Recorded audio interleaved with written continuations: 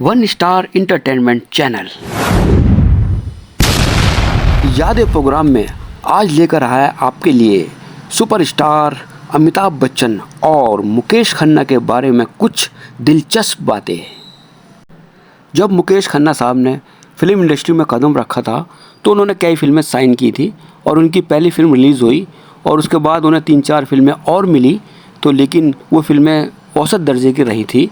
तो उस पर किसी एक पार्टी में जो हम लोगों ने सुना है, ये अमिताभ बच्चन साहब ने कह दिया था कि यार ये मेरी नकल करता है।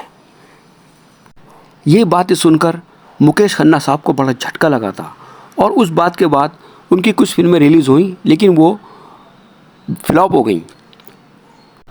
अमिताभ बच्चन जी के अलावा और आम लोगों ने किया और लोगों ने भी ये शिकायत की कि आप अमित जी की कॉपी करते हो। इस पर मुकेश खन्ना साहब को बड़ा झटका लगा और कुछ लोगों ने ये भी कहा था कि आप अमिताभ बच्चन की नकल करते हो तो आप इसलिए कामयाब हो। इन सब बातों को लेकर मुकेश खन्ना साहब काफ़ी परेशान होते थे और बहुत उनको तकलीफ़ हुई।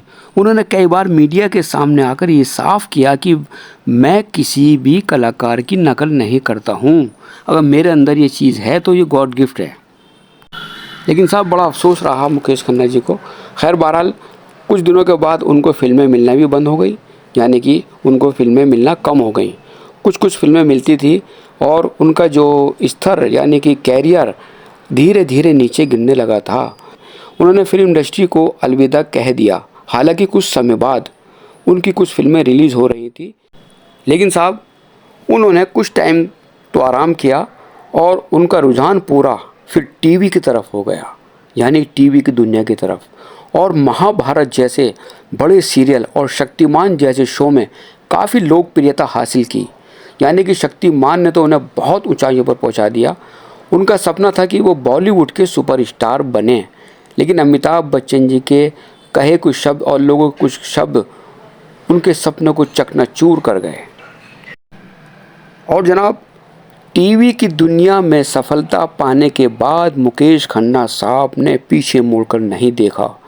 वो सफलता हासिल की और उसके बाद जो उनके लिए फिल्मों की लाइन लगी है, हर बड़ी फिल्म में पता लगा मुकेश खन्ना किसी में विलन है, किसी में कैरेक्टर रोल हैं। जैसे सौगंध फिल्म हो गई, बरसात हो गई, इसी तरह और बहुत सारी फिल्में, राजा फिल्म थी, इसी तरह की और बहुत फिल्में हैं जो मुकेश खन्ना साहब ने काम किया और उनकी फिल्मों को सफलता मिली। यानी कि मुकेश खन्ना साहब की दुकान सुपर होकर चलने लगी और फिर उन्होंने मुड़कर भी नहीं देखा था। हालांकि मुकेश खन्ना साहब की पर्सनैलिटी अमिताभ जी से मिलती जुलती है, आवाज़ भी भारीपन है, अच्छी आवाज़ है, लोग दूर से पहचान लेते हैं कि ये मुकेश खन्ना की आवाज़ है। तो अच्छा है साहब, मुकेश खन्ना साहब ने दोबारा तरक्की की, कामयाब हुए, आज भी फिल्मों में काम करते हैं और शक्तिमान से तो वो बच्चों को दिलो दिमाग पर छाए हुए थे। और हम भी दुआ करते हैं मुकेश खन्ना साहब भी आगे और ऐसी सफलता हासिल करते रहें, ये हमारी उनके लिए दुआ है। तो दोस्तों कैसा लगा आपको ये प्रोग्राम हमें बताइएगा और इसी तरह के प्रोग्राम आपको हर बार देते रहेंगे, हमें बताइएगा ज़रूर।